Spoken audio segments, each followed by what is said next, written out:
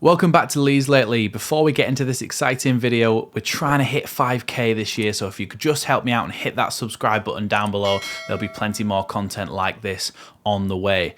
But today's video is about Weston McKennie. Now, Weston McKennie is a 24-year-old, 6-foot-tall American centre midfielder who prizes his ability to play as an all-round midfielder. He's the number 8 at Juventus currently. Before that, he played for Schalke after being scouted from America. Now, he actually moved to Germany when he was 6 the first time because of his family commitments, and he learnt a little bit about the culture there and learnt a bit about football, and that's how he actually got into football to start with, because he was really only knew about the American sports. And when he got there, he said that he looked around and nobody was playing with an American football, and so he went over to play with his brother and some of the bigger boys that were playing soccer, and that's how he got into it. And at 11 years old, when he moved back to America, he had to make the decision between American football and soccer, because he couldn't keep doing both, but he knew that he was so athletic. At 11 years old, he knew that he was so athletic that he had the potential to make it pro in one of them.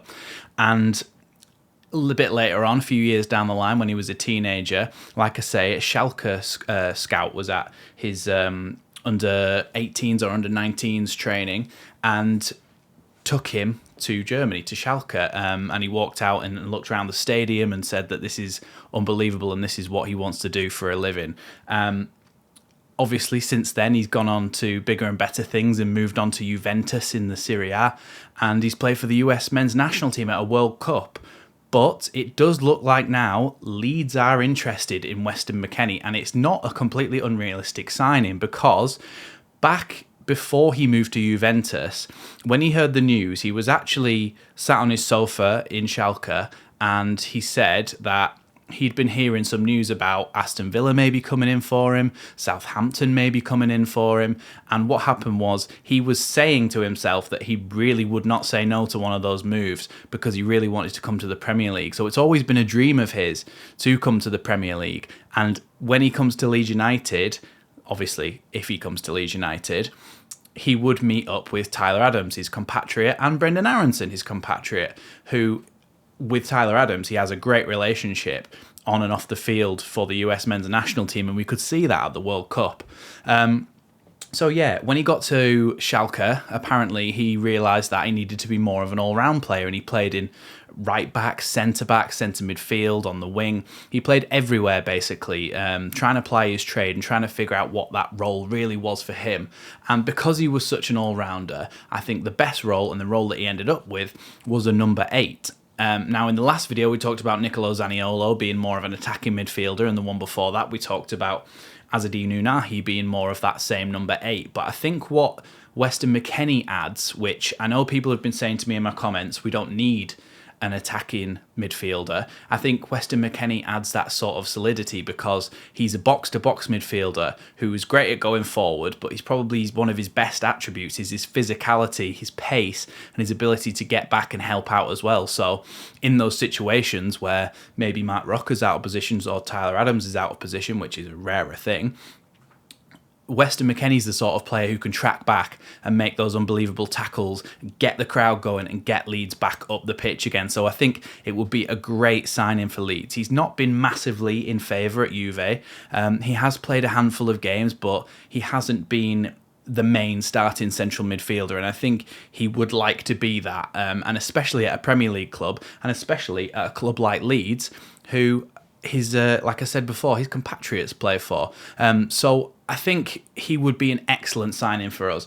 At around £21 million, his contract actually runs out in the summer of 2025, so there's still 2 years left on his contract, but around 21 million euros, which obviously is a few less in pounds, you could be looking at a really, really good deal for an exciting young midfielder.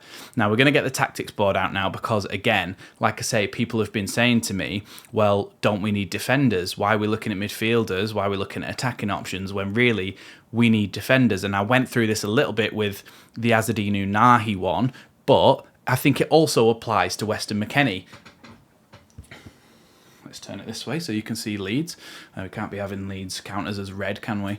So the thing for me is that Like I said last time with Azzedine Unahi, I think it allows us to play a 4-3-3, which for me is a lot better than playing a 4-2-3-1 because it provides us with better defensive capabilities. So if we put these wingers out here, the system stays pretty much the same, except these fullbacks don't need to get as high, and so you negate that reason for a player from the opposition team to try and play over the top of everybody.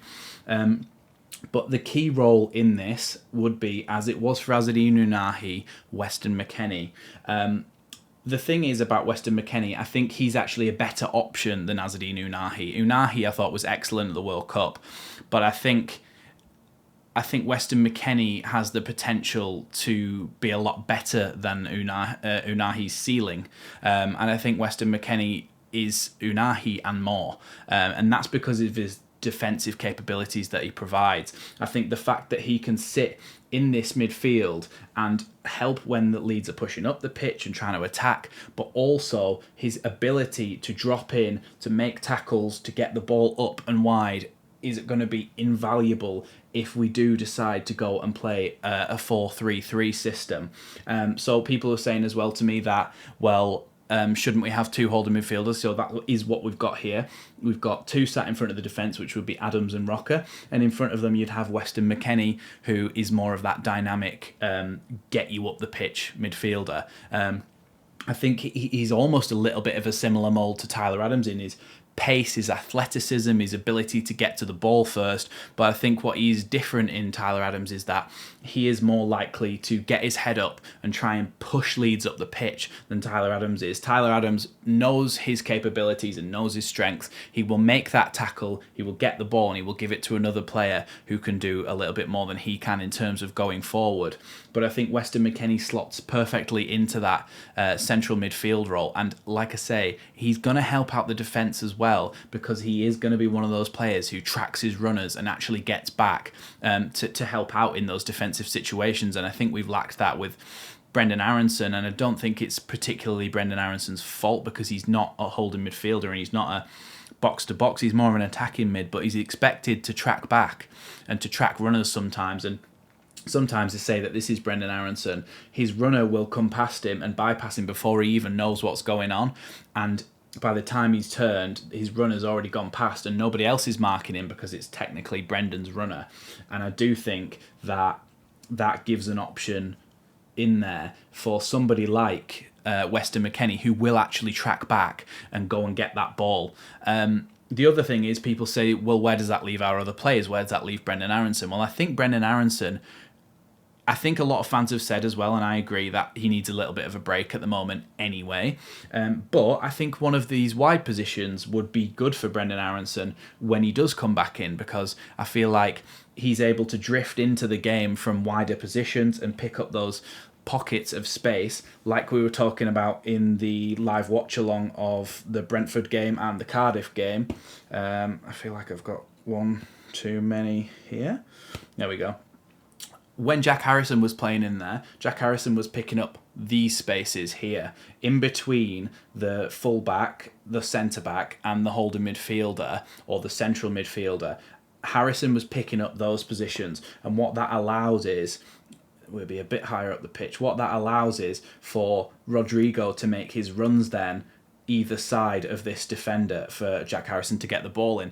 I think that if you were to look at that on the opposite side, I think Willie Gnonto's played there as well and done that well. But I think also there's an option for Brendan Aronson to play in there, for Ruta to play in there. I think given that option, it's like an extra way of attacking, which I think we've complained about before, that we don't have enough attacking capability to have a plan B, basically. And I think having Brendan Aronson as an option in that role, or Ruta as an option in that role, really does provide some extra talent up there. As for where it leaves some of our other players, Darko JB wasn't really in contention for the first team anyway. I think Stuart Dallas is a long way off it, and Adam Forshaw's not really that type of player. And so I think Weston McKennie doesn't particularly block anyone massively from this team, but overall, I think he completely improves the whole outfit of our side. So in conclusion then, I think, as you can already tell throughout this video, that Weston McKennie is our best option for a central midfielder this January. Now, I was ranting and raving about Azzedine Ounahi, but like I said before, I think that Weston McKennie is Azzedine Ounahi and more. Those of you who watched the last video about Nicolo Zaniolo, I said that I don't want that. I'd rather have somebody like Ounahi and a fullback, but it looks like it could now be Weston McKennie in a fullback. So look out on the channel, because I am, or have already recorded actually, a video about fullbacks, but this news came out today and I thought that this would be the one that people would want to see most. So Weston McKennie then as well, I watched him in the World Cup.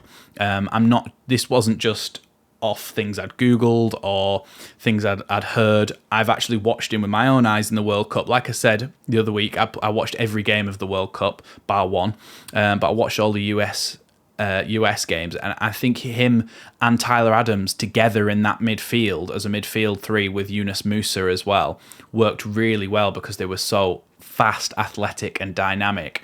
And I think although Marc Roca isn't the same as Yunus Musa in any way, I think those two in Tyler Adams and Weston McKennie playing together could be unbelievable for Leeds in their athleticism and their ability to win the ball back, especially because of the way Jesse Marsch wants to play. You can tell why Weston McKennie is the sort of player who's been targeted by Jesse Marsch and by the recruitment team for Jesse Marsch, because he does just go and get that ball back and drag Leeds up the pitch if he is to sign for us. So let me know what you think about Weston McKennie in the comments down below. I've really enjoyed making this one and doing the research, because I think he could be excellent for Leeds. So like I said at the start, if you could subscribe, we're trying to hit 5k this year. But yes, again, thanks for watching. There'll be a live watch along of the fourth round of the FA Cup. I have to pinch myself every time I say that Leeds are in the fourth round of the FA Cup, but there'll be a live watch along this weekend, and that left back video will be out too, so there'll be plenty more on the way from Leeds Lately. So thanks for watching this one, and I'll see you next time.